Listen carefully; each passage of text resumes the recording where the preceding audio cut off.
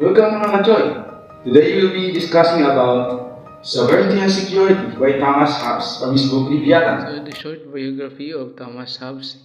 He was born on April 5, 1588, in Westford, Wiltshire, England, and he died December 4, 1679, at Hardwick Hall, Derbyshire. English philosopher, a scientist, and historian. He was best known for his political philosophy, especially as articulated in his masterpiece Leviathan. So later we will know what does Leviathan mean. Hobbes viewed government primarily as a device for ensuring collective security. Political authority is justified by a hypothetical social contract among the many that vest in a sovereign person or entity the responsibility for the safety and well-being of all. In metaphysics, Hobbes defended materialism, the view that only material things are real. His scientific writings present all observed phenomena as the effects of matter in motion. Hobbes was not only a scientist in his own right, but a great systematizer of the scientific findings of his contemporaries, including Galileo and Johannes Kepler. His enduring contribution is as a political philosopher who justified wide-ranging government powers on the basis of the self-interested consent of citizens. That's for the short biography that I can give you about Thomas Hobbes. So let's proceed to our PowerPoint.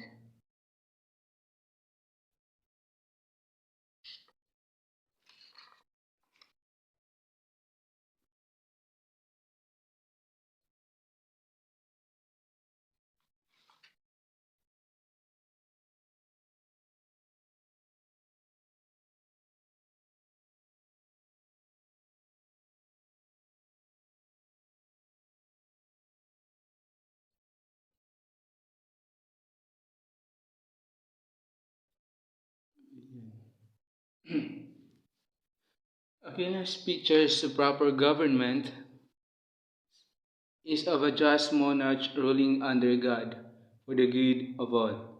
By the 17th century, however, searching questions were being asked about the legitimacy of monarchical government, and in England, the assertion of a divine right of kings to govern led to turmoil and ultimately civil war. One of those who fled to France during the war was the English thinker Thomas Hobbes, whose Leviathan was to become a landmark in political philosophy. Hobbes premises his theory of government on the need to avoid the horrors of war. But he begins by describing not any particular historical war, but a state of nature prior to the setting up of any government, when men have no common power to keep them all in awe. In this natural condition of mankind, there is a never-present danger of violent quarreling, chiefly due to competition for scarce resources. So it's stated here that he premises his theory of government on the need to avoid the horrors of war, but he begins by describing not any particular historical war, but a state of nature. So what this state of nature that he is saying? So it is said that prior to the setting up of any government. So according to Hobbes in his Leviathan 1651, so in his book or in his masterpiece, Leviathan, the state of nature was one in which there were no enforceable criteria of right and wrong. People took for themselves all that they could, and human life was solitary, poor, nasty, brutish, and short.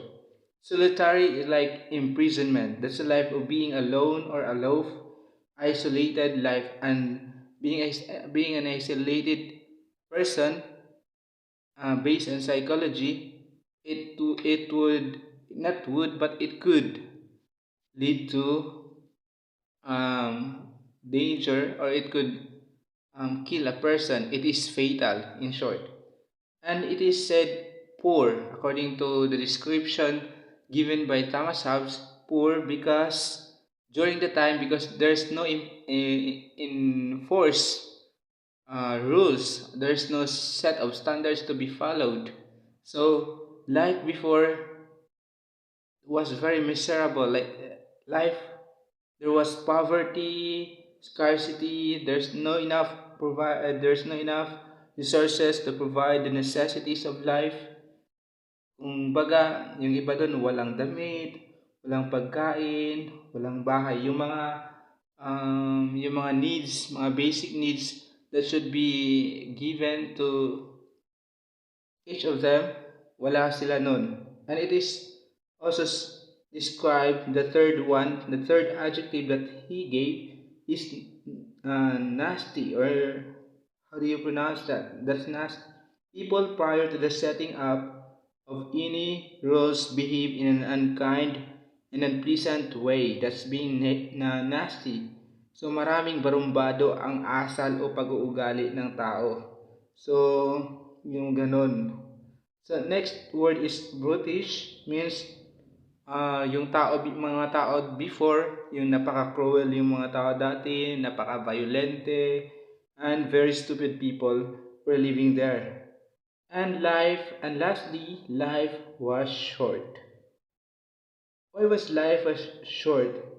It's pretty obvious na maikli lang ang buhay talaga dati, because you can imagine na marami sigurong patayan anytime the person desire to kill somebody. So pwede niya, because there's no set of rules, there's no law before. So that's the um, point of Thomas Hobbes.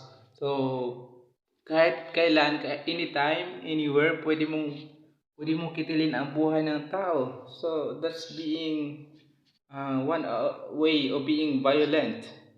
So kaya ganun yung then nangyayari din to dahil of course dahil sa um, scarcity of food resources or any resources that a person or persons should have. That's why it happened. So that's the beginning of uh, the description of Thomas Hobbes in his Leviathan. He did not give any particular historical war. Obviously, his premise or his theory of government should begin with the history of war, somehow like that. But for him, he started it with the state of nature, where there is no set of standards, there's no rules, there's no regulations before to be followed. Then that is why in his masterpiece, he goes on to give us a famous and graphic description of a life where people live without any security apart from what their own strength can provide. A life of continual fear and danger of violent death. In the life of man, solitary, poor, nasty, brutish, and short. So yun nga no, kaya ganun yung pamumuhay dati. Kaya pamumuhay nila dati is laging in danger of violent death. So then the life before was solitary, poor, brutish, nasty, and short. Kaya dahil dun sa wala pang set of standards, wala pang regulation na imposed dati, wala pang law, wala pang law. At saka dahil din siguro affected din sila dati. I mean, yung nagiging effect nito, nawawalan sila ng naging effect nito is that kaya yung life before may poverty dahil nga wala pang chaotic pa yung environment dati. So, nung wala pang na-impose na rules, yung wala pang na-impose na law, kaya nagkakaganon.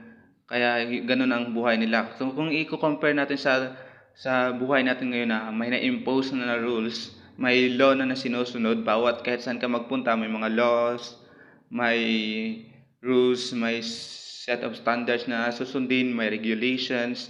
Dahil sa ang dahilan ay dahil nga ano na tayo, may sinusunod tayo na batas. So kung baga nagiging peaceful na yung pamumuhay natin at saka naging control na rin natin yung kung paano tayo gumalaw sa environment na nabibilong tayo.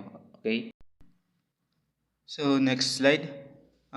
The remedy for this nightmarish state of affairs is a hypothetical contract, a voluntary act whereby individuals give up their natural freedom to do anything they want in exchange for personal security. So according to Hobbes, parang it looks like na sinasabi ng isang tao na I authorize and give up my right of governing myself to this man or to this assembly of men on condition you do likewise. That contract, according to Hobbes, is a classic, I don't know how to pronounce the word, is quid pro quo, or it states that one gives up something that's absolute liberty. When he gives up something, his freedom, his authority to govern himself. So that's absolute liberty. He gave up that something, that absolute liberty, in exchange for something na gusto niya, yung safety or yung protection for security's sake, yun. Then it is, according to Hobbes also, in his Leviathan, the giving up of each person's individual authority into the hands of a supreme ruler or enforcement agency, which we call the Leviathan, as we can see in the title. It means that there will be a common power to keep the peace internally and protect against against foreign invasion. Though Hobbes was himself a monarchist, he did not advocate this unfettered autocracy. The monarch is entitled to govern only so long as he provides the security, which is the aim of the original contract. So that's the aim of the original contract, to give up his absolute liberty just for the sake of security, for the sake of safety and protection. So that's the main aim of the contract. So Hobbes also, he justified that the ruler having sweeping powers in order to provide freedom, from the continual fear that the people are experiencing. So though many have taken issue with Hobbes' argument, so the general structure of his contract theory as a justification for political authority was to influence subsequent thinking for a long time to come. So ano ba tong yung contract na sinasabi natin? So according to the conclusion of Hobbes in his masterpiece, that there must be some common power, sovereign authority, to force people to uphold the contract. So this sovereign would be established by the people as part of the contract, endowed with individual powers and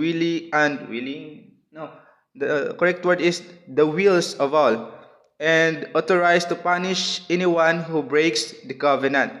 So the sovereign operates through fear. So that's the way sovereign operates.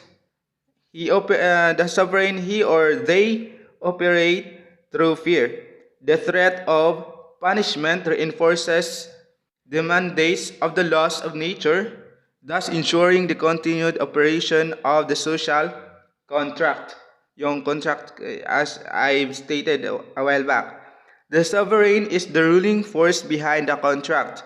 In the analogy between the abstracted contract and an artificial person, the concept of sovereignty is the soul of the artificial person. Remember the word, the phrase, the concept of sovereignty is the soul of the artificial person. and the sovereign itself is the head. Okay? And this artificial person, according to Thomas Hobbes, is a metaphor for the state in total.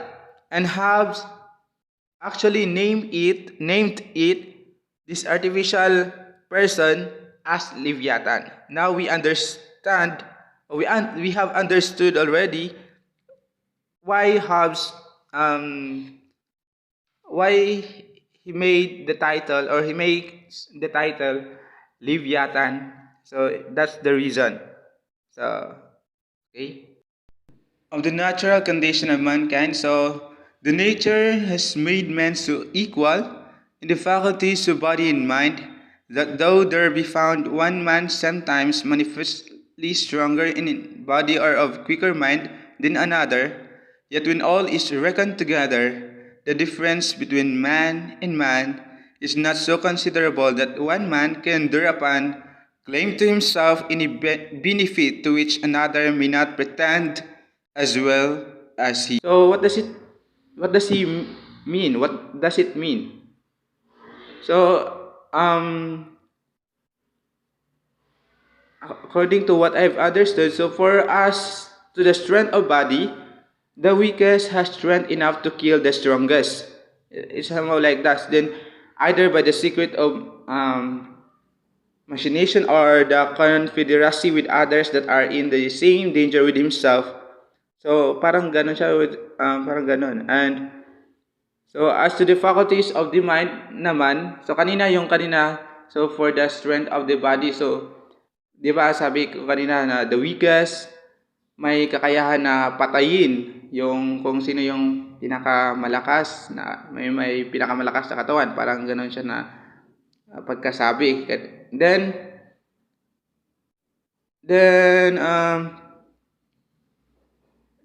as to the faculties of the mind, so setting aside the arts grounded upon words, those things, and especially that skill of proceeding upon general and infallible rules, so that's what we call the science.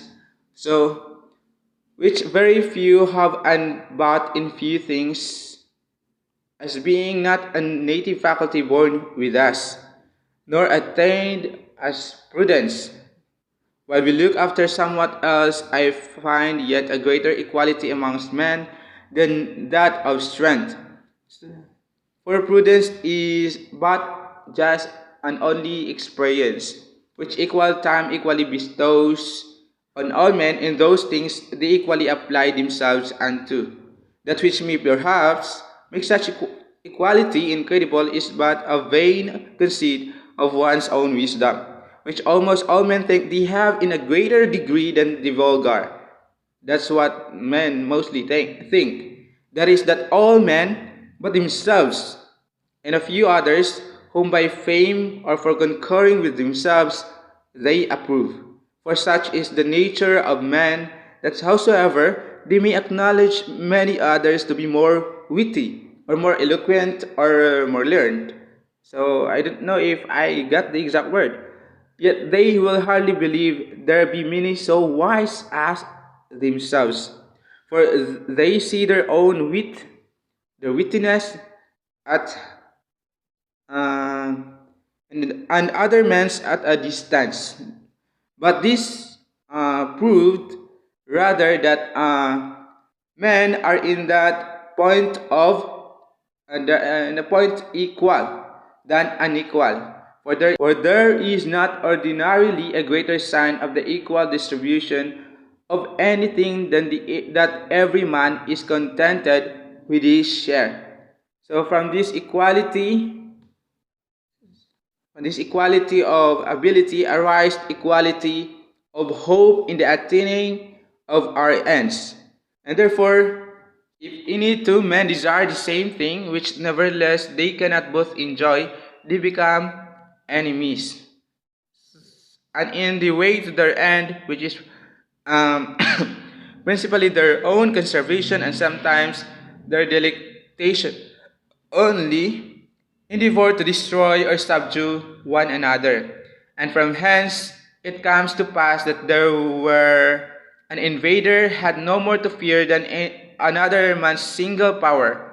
If one plant so build or possess a convenient seat, others may probably be expected to come prepared with forces united to disposes and deprive him not only of the fruit of his labor, but also of his life or his liberty. And the invader again is the like danger of another. And from this defeatance of one another, there is no way for any man to secure himself. There's no way uh, for us to secure ourselves so reasonable as anticipation. That is by force or whilst to to master the persons of all men, he can so long till he see no other power great enough to endanger him. And this is no more than his own conservation required, and is generally allowed. Also, because there be some that taking pleasure in contemplating their own power in the acts of conquest, which they pursue farther than their security requires. If others that otherwise would be glad to be eased with modest bounds should not by invasion increase their power. They would not be able long time by standing only on their defense to subsist. And by consequence, such augmentation of dominion over man being necessary to a man's conservation, it ought to be allowed him.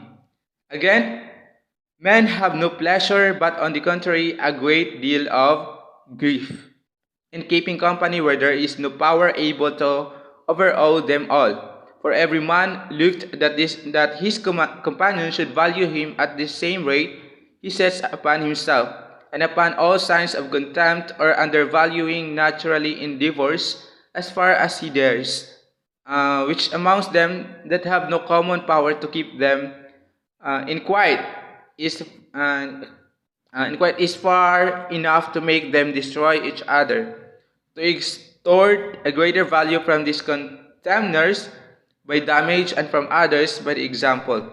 And that was actually the explanation given by Thomas Hobbes. So next slide. So that in the nature of man we find three principal causes of quarrel, which is the first one is computation. Secondly, the diffidence or distrust, and the third is glory. So here, the first, by the way, my explanation also is taken from Thomas Hobbes. I'll try my best to explain based on what I remember also. So the first, according to him, it makes men invade for gain, and the second one for safety, and the third is for the reputation. So the first, according to him, the first, according to Thomas Hobbes, uses violence to make themselves masters of other men's persons, other men's wives or children, and their cattle or their belongings in general. So parang nangyayari yung mga violence just because those men who did violence or who do violence, because they want to show that they should be master of other men. They should be masters of other men, and they should be in control of other men. So the second one is to defend them. That's the second principal causes of quarrel. So to defend them, as per the explanation of Thomas Hobbes. The third naman is for trifles, or as a word for trifles, a smile, a different opinion, and other sign of undervalue.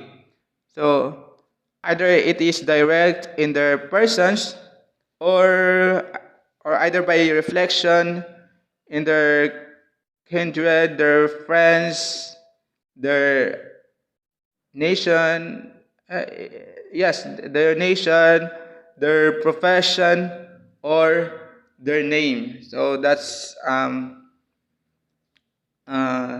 for the explanation given by Thomas Hobbes. So he also said that he also said that during that time, that when men live without a common power to keep them all in awe, or in their for the in security, in protection, they are in that condition which is called war. So they are in that condition which is called war. And such a war as is of every man against every man. So that's man versus man.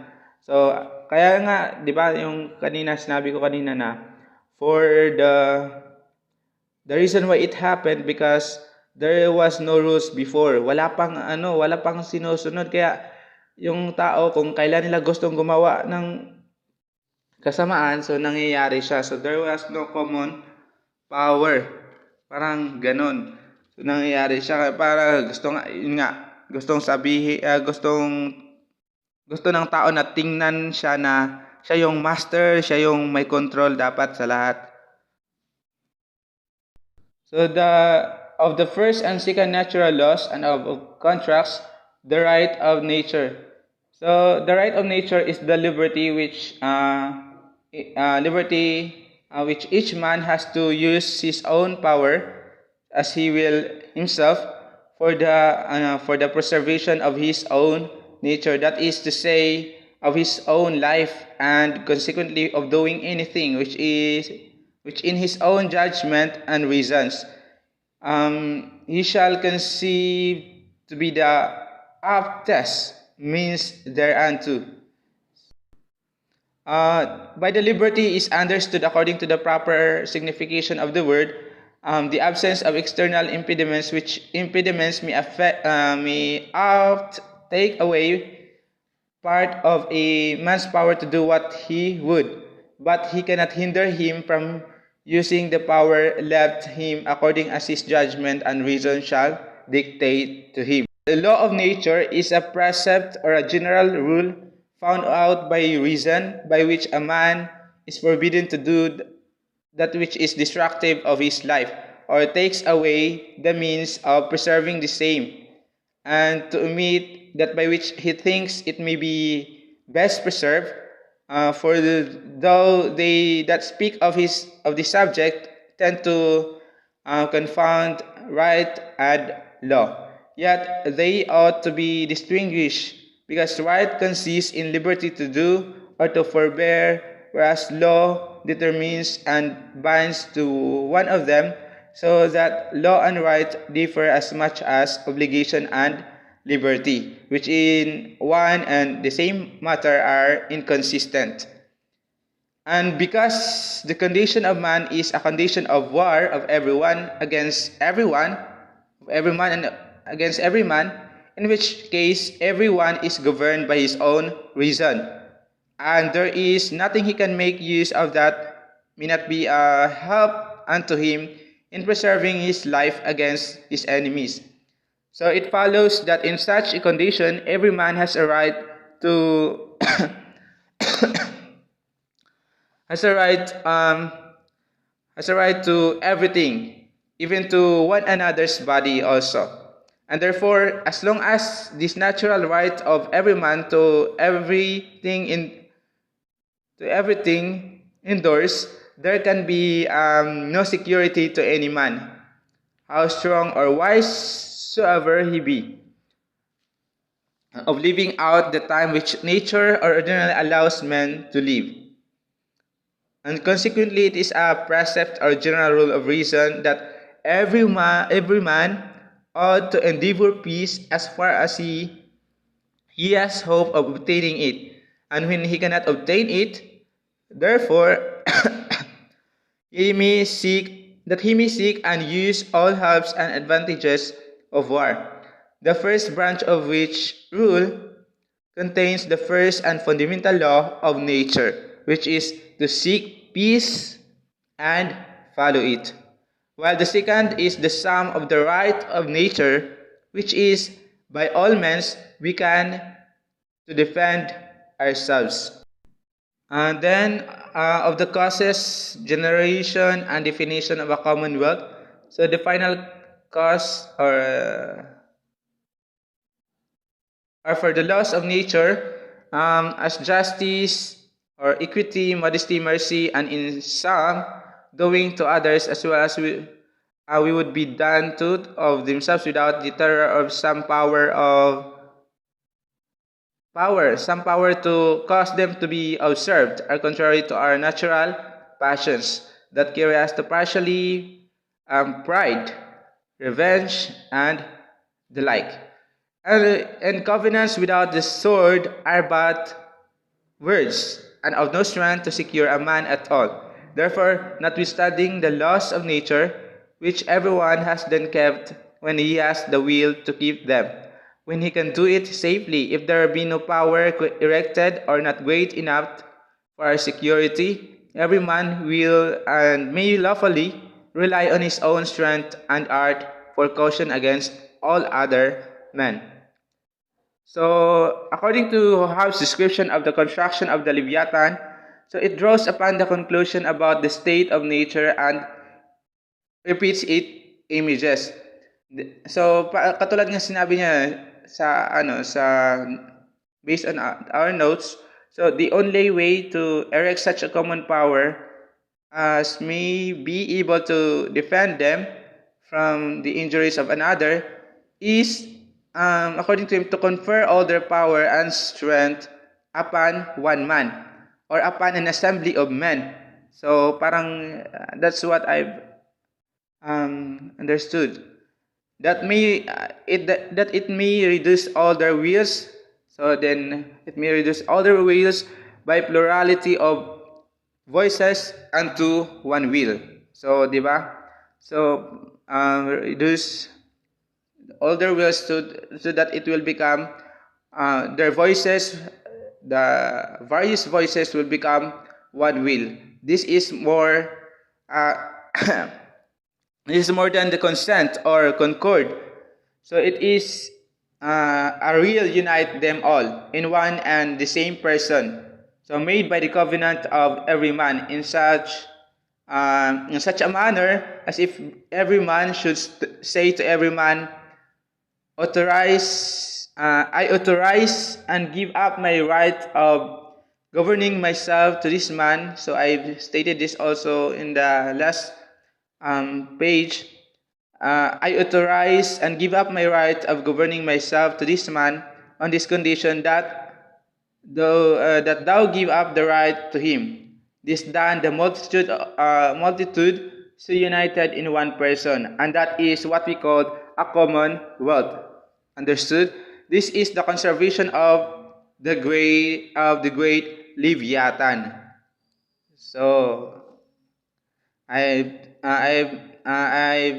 mentioned also what Leviathan means in the previous slides. So the purpose of establishing a commonwealth is, the main purpose of establishing a commonwealth is to escape what Thomas have stated a while back, the state of nature, and also to provide the people the peace and the common defense of the people also. The sovereign is the responsible for ensuring this defense, and the sovereign may be an individual or a group of people, but according to Hobbes, as he would always speak of the sovereign as he, so he always used he. He did not use they in his book. Then the power given to the sovereign permits him also to do whatever he deems necessary to protect the commonwealth. Okay? Then all rights of the individual have been transferred to the sovereign in order for this protection to work. Gets lang ba? And the only right of self-preservation, which was the original reason of the covenant of establishing the Leviathan,